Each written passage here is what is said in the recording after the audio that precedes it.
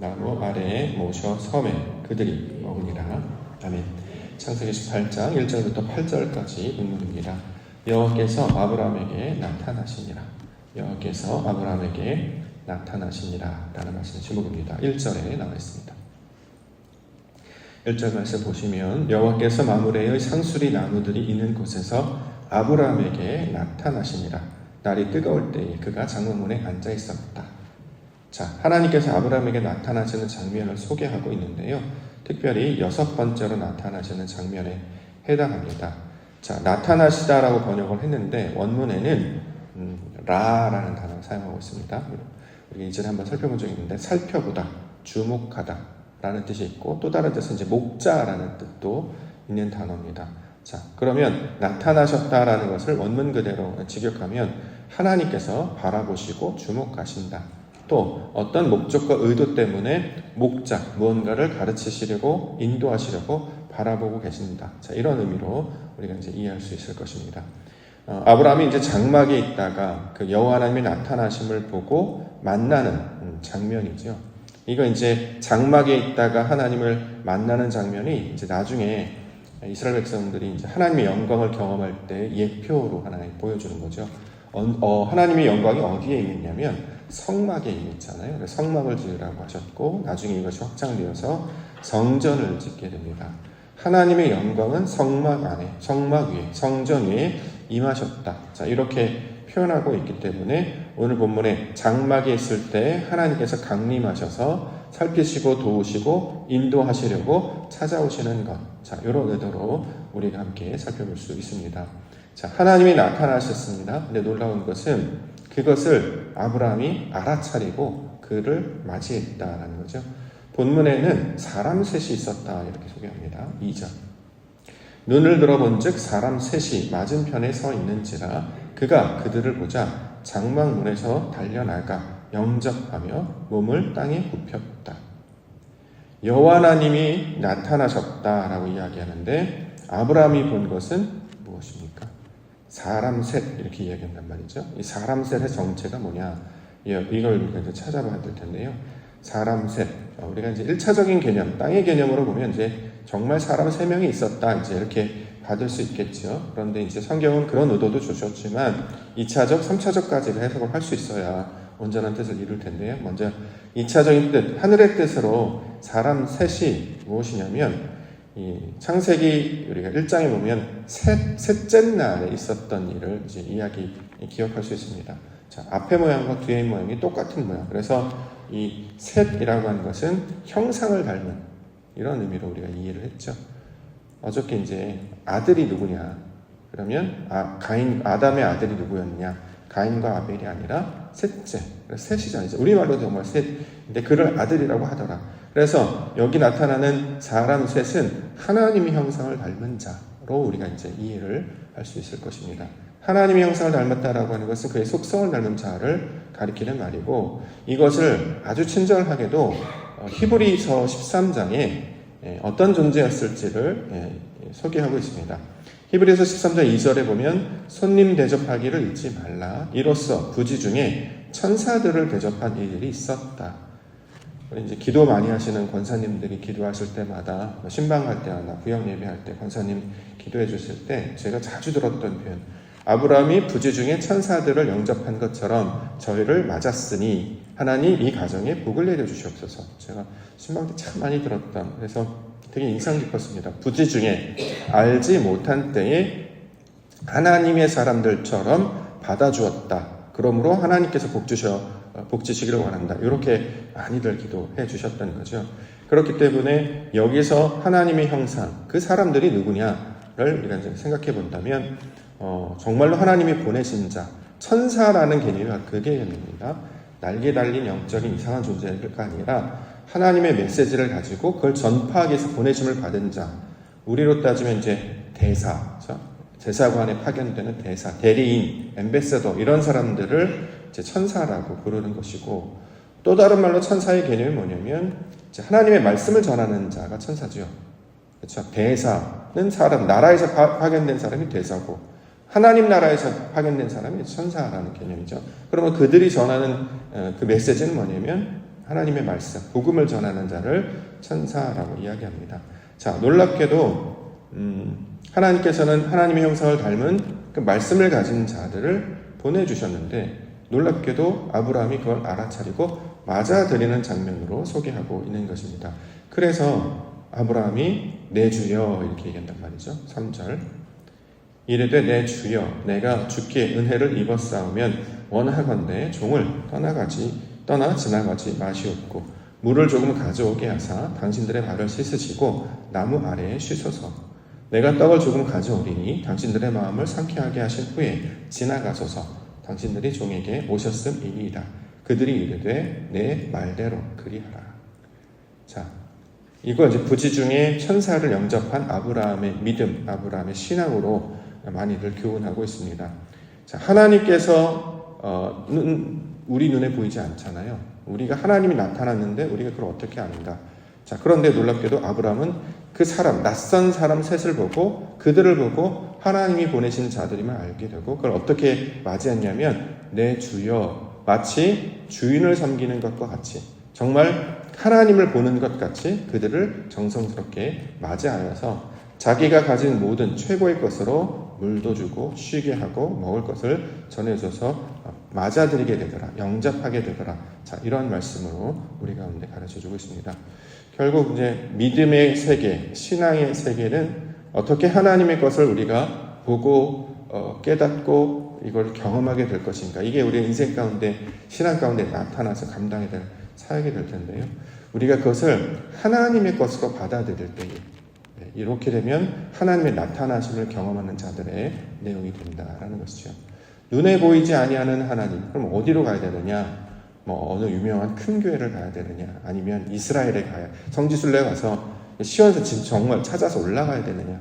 하나님 어디 가야 만날 수 있죠? 이렇게 이제 물어볼 수 있잖아요. 그런데 하나님은 우리 가운데 우리 안으로 들어오셔서 이게 하나님이 보내신 자임을 알게 해야 이게 맞이가 된단 말이에요. 그러면 내가 어딜 가는 게 아니라 그분이 찾아오시는 분이시기 때문에 하늘에서 이 땅 가운데 찾아오시는 분이시기 때문에 우리가 하는 것은 그것을 알아보는 일이 우리 가운데 필요하다는 거죠. 놀랍게도 아브라에서 아브라함으로 변화된 그 아브라함은 하나님이 보내신 자들을 마치 하나님께서 함께 하시는 자, 하나님께서 나에게 무언가를 하라고 보내시는 그 목자가 우리 가운데 뭔가 공급하는 그것으로 받아들였다라는 것입니다. 이게 신앙의 변화를 나타낸다라는 거예요. 우리도 그런 모양으로 바뀌어져야 되겠죠. 이게 어떤 건지 우리는 잘 이해하지 못해요. 근데 무엇으로 받아들이냐면 이거 하나님 하시는 일이야. 그걸 우리가 믿음의 눈으로 바라보면. 그래서 어떻게 하느냐? 하나님께서 보내신 자라고 말을 했는데 그러면 어떻게 해요? 최선을 다해야 되지 않겠습니까?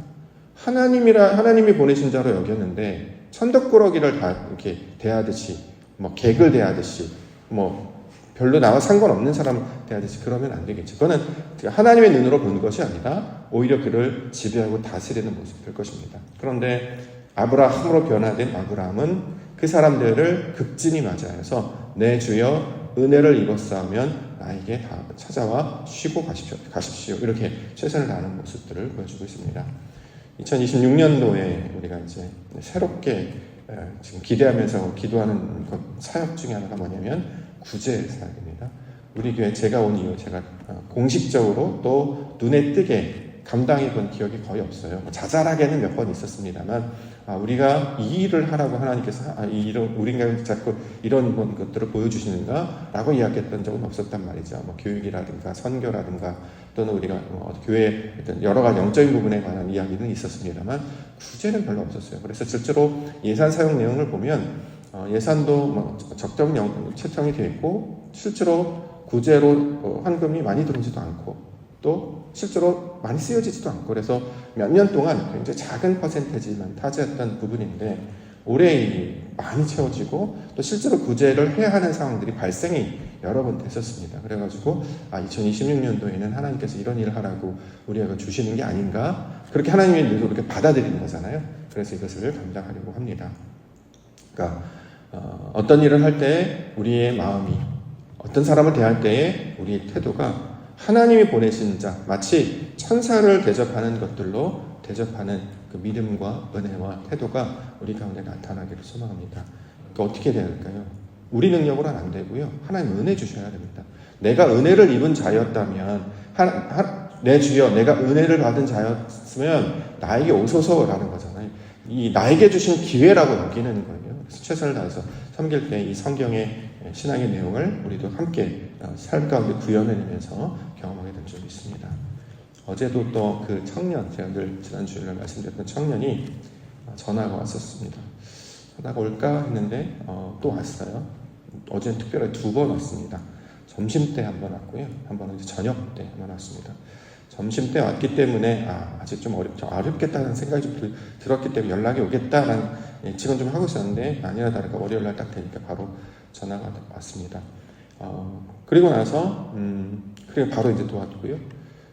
또 저녁 때 한 번 더 전화가 왔어요. 연락이 왔어요. 문자가 왔는데 둘 다 똑같이 이제 도와달라라는 메시지였습니다. 그래서 어제 저녁은 이제 조금 더 큰 액수를 요청을 하길래 아무 말 안 하고 그냥 네 알겠습니다. 바로 그랬습니다. 그랬더니 역시 고맙습니다. 눈물 이렇게 표시해서 저한테 문자가 왔는데 그 일을 막 하고 있는데 제 옆에 그 딸이 보고 있었어요. 그 일을 이렇게 문자를 하고 뭘 하고 그다음에 하는데 옆에서 누구야 이렇게 물어봐서 아빠가 주일날 얘기했던 그 청년이 연락이 왔어. 어떻게 해달래? 도와달래. 어떻게 했어? 도와줬지? 어떻게 도와달래? 이러해서 도와달라고 해. 그렇게 해줬어? 그렇게 해줬어. 왜? 12살 된 딸이 왜? 도와달라고 하니까. 근데 궁금한 게 그거예요. 아는 사람이야? 저한테 물어보더라고요. 몰라? 모르는 사람이 어떻게 도와줘? 도와달라고 하니까. 모르는 사람이 어떻게 도와줄 수 있습니까? 아는 사람이라면 교회 청년이거나 또 지인이거나 한 사람이 좀 도와주세요. 그럼 도와줄 수 있는데 생판 한 번도 본 적이 또 없고 어디 사는지도 모르고 이제 몇 번 문자를 주고 받았기 때문에 이름은 이제 알고 있으니까 이름밖에 모르는 사람 어떻게 도와주느냐. 그러니까 믿을만 하냐 이제 그거겠죠. 첫 번째는 이제 모르는 사람을 그렇게 하는 거에 대해서 이제 신기하더니 두 번째는 액수가 좀 커지니까 이제 걱정이 되나 봐요. 나중에 많이 달라고 하면 어떡해? 다 달라고 하면 어떡해? 얼마나? 만약에 그분이 그 청년분이 100만 원 보내달라고 하면 어떡해? 보낼걸 아마? 이렇게 얘기했더니 왜? 막 이렇게 하는 거예요. 근데 그때 이제 저의 대답은 이것이었습니다. 뭐냐면 하나님이 하실 거야. 그분이 만약에 풀어하다고 하면 그것도 하나님이 요청하는 메시지를 우리가 받으면 되는 거니까 하나님이 하실 거야. 어떻게 될지 모르겠어요. 그분이 원하실 수도 있고 아닐 수도 있고 그분의 이제 메시지는 뭐냐면 이번 10일 날이 월급날이기 때문에 그때까지 좀 버티려고 하는데 조금씩 좀 모자른다. 그래서 이제 더 한 번 해주시면 그때까지 좀 잘 버텨서 10일 날 이제 월급을 타면 뭐 어떻게 하겠다 뭐 이런 장문의 편지였는데요. 원할 수도 있고 정말 그 말대로 10일 날 월급을 타서 자기가 이제 감당할 수 있으면 그 다음부터 이제 그렇게 안 해도 되겠다라는 생각이 들겠죠. 이런 일들이 이제 계속 발생이 된단 말이에요. 저도 개인적으로 예전에 부교육자 할 때 다른 교회에서 교회를 찾아오시는 분들이 있잖아요. 개인적으로는 이렇게 꾸준히 뭔가를 도움을 드린 적은 있었는데 옥토교회에 와서 이렇게 여러분들 앞에 공개적으로 이런 일을 하고 있습니다라고 말할 수 있는 정도의 수준의 사역은 그동안 별로 없었거든요. 근데 지금 반복적으로 나타나고 있기 때문에 이런 일을 하고 있는데 마침 제가 지난번에 소개드렸던 것처럼 우리 부지 중에 어떤 한 성도님께서 옥합을 깨뜨리셔서 거액을 부지비로 써달라고 맡겨주셨단 말이에요.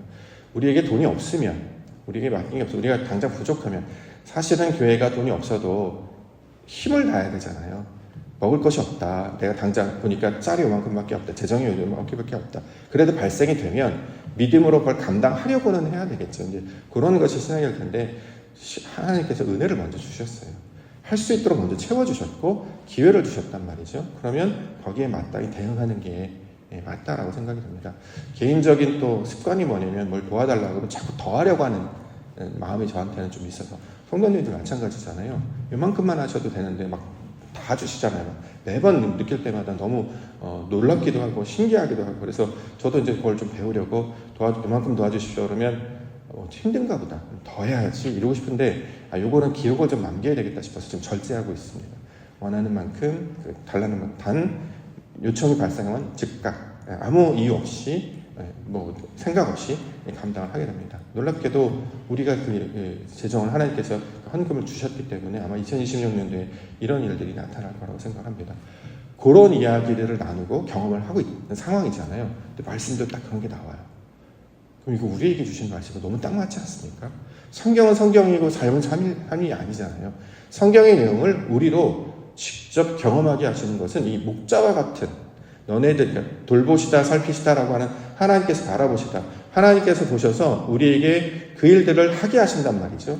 무언가 맡겨주게 하고 정말 그 일을 하게 하는가. 그러면 그걸 통해서 뭘 경험하냐면 이게 진짜 하나님이 하시는 거구나. 이게 맞구나라는 것을 경험하게 되는 거 아니겠습니까? 이전에는 우리가 보통 다른 일을 통해서 그 영광을 누렸죠. 예를 들어서 아프다거나 그렇죠?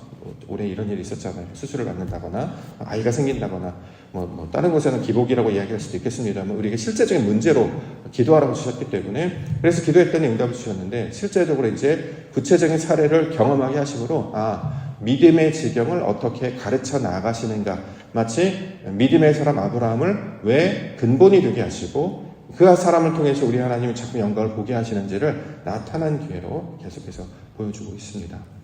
마태복음 26장에 보면 향유옥합을 깨뜨리는 장면이 나오는데요. 예수께서 배단위 나병 환자 시몬의 집에 계실 때에 한 여자가 매우 귀한 향유 한 옥합을 가지고 나와서 식사하시는 예수의 머리에 부으니 제자들이 보고 분기하여 이르되 무슨 의도로 이것을 허비하였느냐. 이것을 비싼 값에 팔아 가난한 자들에게 줄 수 있었겠도다 하거늘. 자, 향유옥합을 깨뜨리는 것 정말 인간의 눈으로 보면 허비, 낭비 그렇게까지 할 필요가 있는가? 차라리 이걸로 더 다른 일을 하는 것이 더 유익하지 않는가 하는데 예수님은 이것을 기쁘게 여겨주셨고 기념하라 하셨습니다.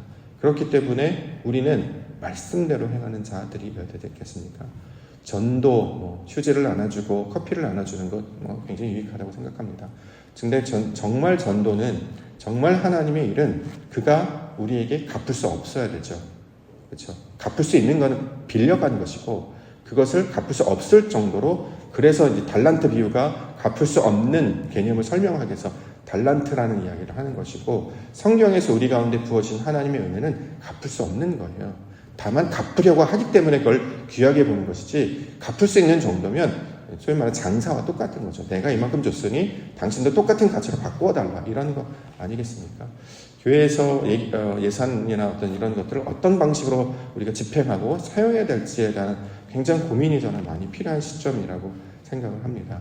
그동안 정말 재정이 부족하여서 다른 일들이 급하여서 이런 거 다 이해할 수 있습니다. 그런데 지금까지 해왔던 지금 코로나를 지나서 우리 교회의 상황을 보면 어떻게 교회가 운영이 되지?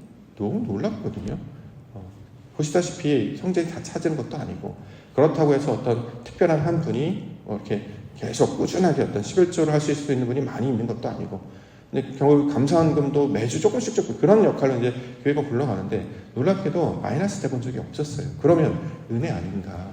그러면 하나님께서 그만큼 주셨다면 그러면 이 일을 통해 뭘 하라고 자꾸 하시는 것인데 그게 뭔지를 자꾸 찾아야 나아갈 때 그래야 우리가 찾았을 때 찾아지는 하나님을 발견할 수 있게 될 것이다 라고 생각을 합니다. 마태복음 18장 내가 너를 불쌍히 여김과 같이 너도 내 동료를 불쌍히 여김이 마땅치 아니하냐. 여기 이제 1만 달란트 빚진 자를 용서해 줬더니 나중에 가서 자기한테 100데나리온 빚진 자 막 보채고 다 볶아가지고 이렇게 하는 자. 결국 이 사람이 이제 혼이 나는 악한 종이다라고 혼이 나는 것인데요. 우리는 그렇게 최선을 다하고 있는가? 하나님이 보내신 분이시다 라고 하는 그 사람에게 최선을 다하고 있는가? 마치 일꾼처럼 부리려고 하는 게 아닌가? 이 이유는 다양하게 될 수 있습니다. 그래서 이유는 다 있어요. 그런데 향유옥합을 깨뜨리신 분들 보면 이거 설명이 안 돼요. 그분들은 이유로 하는 게 아니라 자신의 상황이 더 급한 근데도 불구하고 향유옥합을 깨뜨리는 것은 하나님의 은혜를 입은 자임을 증거하는 그런 모습을 우리 가운데 보여주고 있는 것이다 라는 것이죠. 우리가 그동안 신앙을 말로만 해왔지 실제로 경험한 적이 많지 않아서 이 성장을 잘 하지 않아요. 연수는 오래됐어도 교회 역사가 오래됐어도 하나님의 그 신기한 기적 같은 일이 날마다 벌어지지 않단 말이죠. 왜냐하면 입으로만 하기 때문에 말로만 하기 때문에 또 더 놀라운 것은 나중에 하려고 하기 때문에 항상 지금은 아닌 것 같아요. 아직은 아닌 것 같아요. 그건 아닌 것 같아요. 왜 그런 말을 하냐면 만약에 그런 일들을 예전에 겪으셨다면 그런 말을 못해요.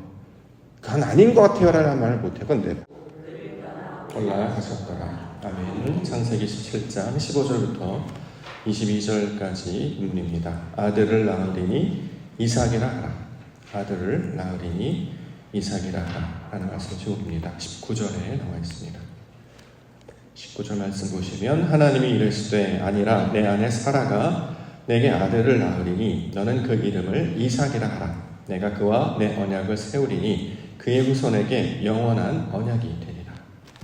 아멘. 자, 아들을 낳게 하시겠다. 자, 이렇게 말씀하고 있습니다. 성경에서 아들을이라는 개념을 우리가 이해해야 하는데요. 아들은 생물학적인 남자아이를 가리키는 말로 두셨지만 그게 이제 1차적인 뜻이고 땅의 개념이지만 이걸 우리가 하늘의 개념으로 받아야 된단 말이죠.